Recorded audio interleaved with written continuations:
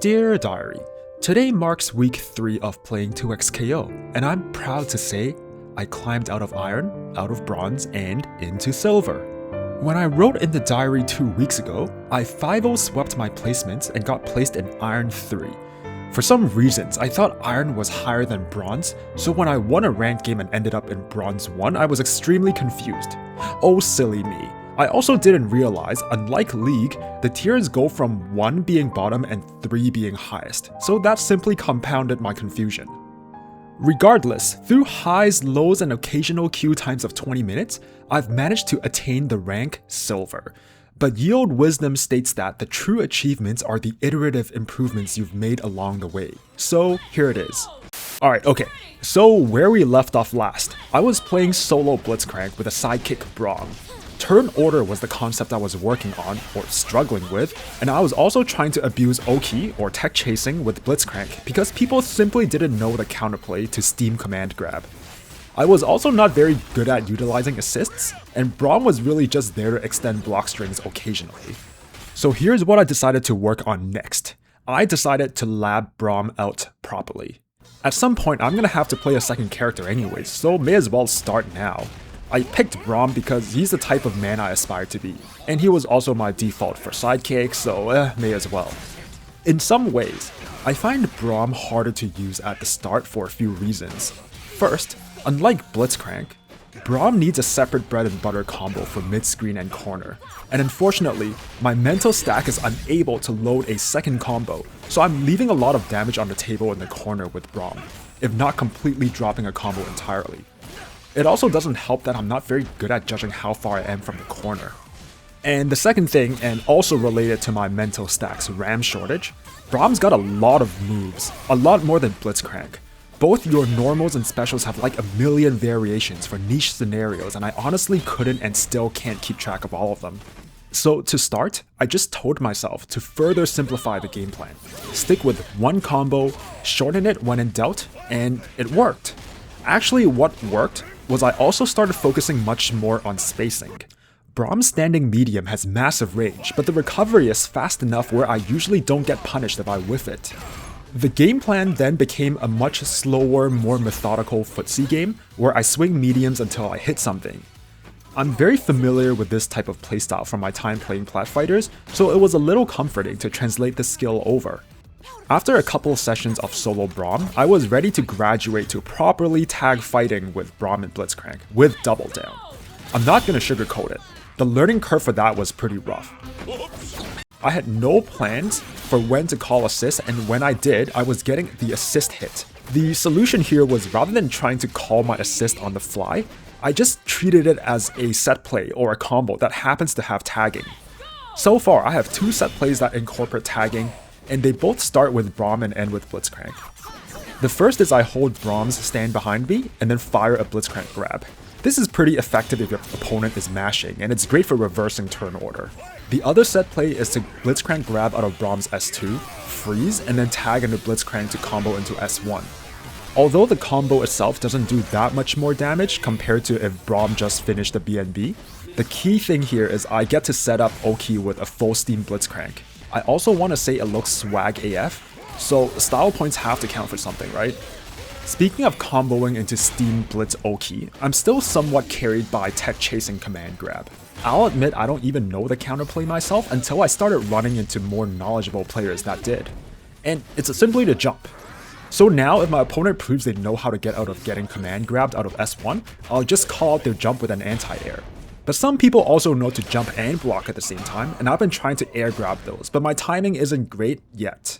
One more thing on the Blitzcrank front, I also managed to lab out the entire bread and butter combo that loops in the additional aerial string before the first charge 2H spike.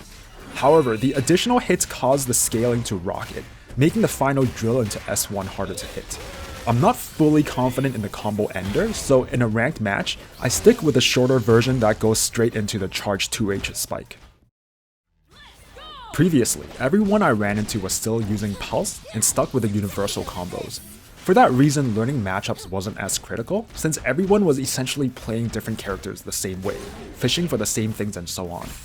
Well, that's not the case anymore. Just like how I labbed out some combos, set plays, game plan, and win conditions, so have my opponents. There's still a lot of matchups where I'm figuring out the counterplays for, I'm stuck at reacting to certain moves, or I just find kind of annoying. I'm just gonna list a couple of examples. For an example of something I'm still trying to figure out the counterplay for, so Warwick has this O-key option that's like a dive bomb command grab. That move feels like it bypasses neutral get up throw armor, and I don't have enough time to anti-air it on wake up or jump it. Rolling gets me punished by something else, so I don't know, I guess it's just jump. It has to be jump, right? For something I suck at reacting to, Alawi's screen wide tentacle spawn. I don't think my reaction speed is too slow for this, but I always forget that I have to block low, or I just straight up forget she can do this. Now for something I find annoying. Akali Jinx, but mainly Akali. I definitely get matchup checked by kunai into rocket combo starter, and that's actually fine. What I find annoying is how long that Akali combo is. That combo goes for like 25 hits, and when you think it's over and it's your turn, you actually just got wall slumped, so Akali still got another 10 hits in her. If I get hit by the combo starter, I'm basically watching a 15-second cutscene.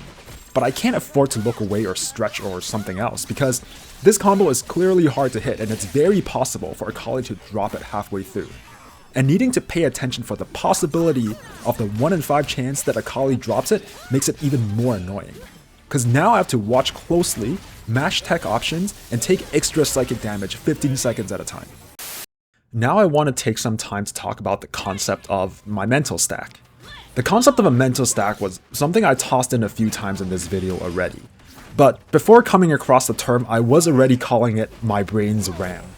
But pretty much the same thing. I feel like my brain has always had a RAM shortage, and I think my reaction speed is also not as sharp as it used to be.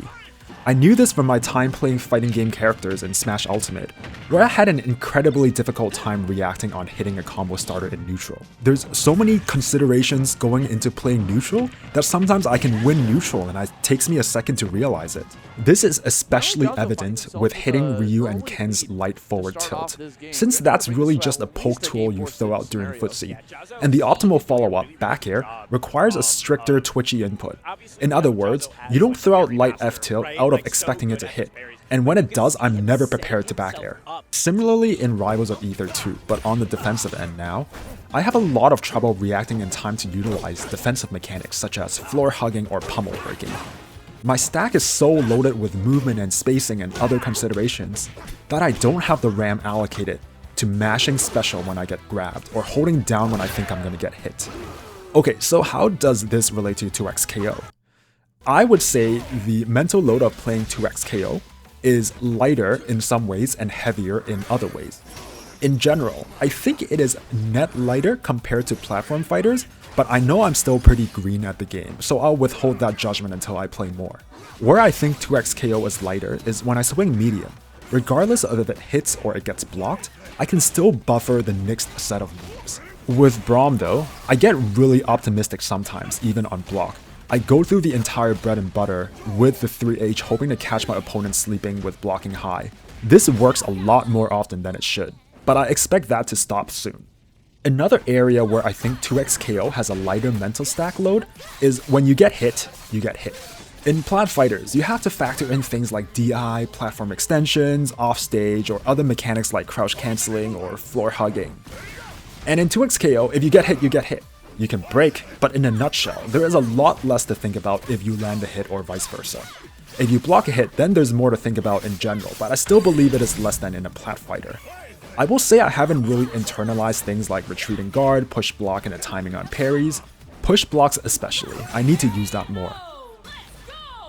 Now, where I think the brain RAM usage is higher in 2x KO is with the sheer amount of mechanics that there are.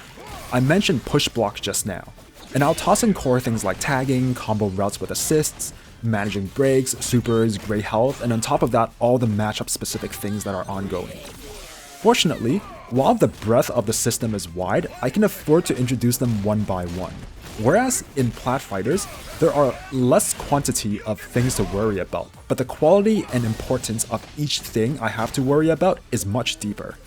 This is not to say 2x KO is easier than plat fighters. That's comparing apples to oranges. 2x KO and I guess traditional fighting games are generally much more punishing. If you make a mistake, you get hit and you watch a 15-second cutscene combo. In plat fighters, you can always reliably lessen the punishment of getting hit by having good disadvantage plays, such as DIing each move correctly. One last thing that I didn't really touch on earlier in my video is the actual rank progression in the past 2 weeks. Essentially, I'm earning 19 LP on Ws and losing 1 LP on losses.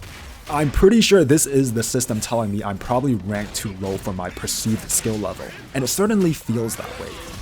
When I initially graduated from Iron 3 into Bronze 1, much to my confusion, I started running into some Bronze 3 players where I was losing relatively even matched games.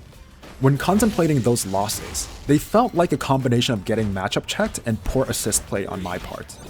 I didn't really do much about the matchup part, since I was honestly content with just getting my ass beat and learning through trial and error. The assist part I previously mentioned about how I lapped some set plays out. I think once I hopped back into ranked, I started cruising up to Bronze 3. Once I hit Bronze 3, I started running into gold players that completely kicked my ass, but I was able to steal a game or two and even a set on occasion. It's probably pretty safe to say my skill level is at least low silver at this point. Though I think I'm still in the transitioning phase where I have a wealth of plat fighter fundies that's slowly still converting over to 2x KO. I was pretty handily beating bronze players to the point it felt like I was smurfing at times. So as much as this video makes it sound like I locked myself in the lab and no life grinded to get to silver, I didn't really. I went from iron to silver in approximately 20 sets across 3 sittings. I would have played more ranked games, but there are days when the first match would take like 20 minutes to find an opponent, and by then I was doing something else already.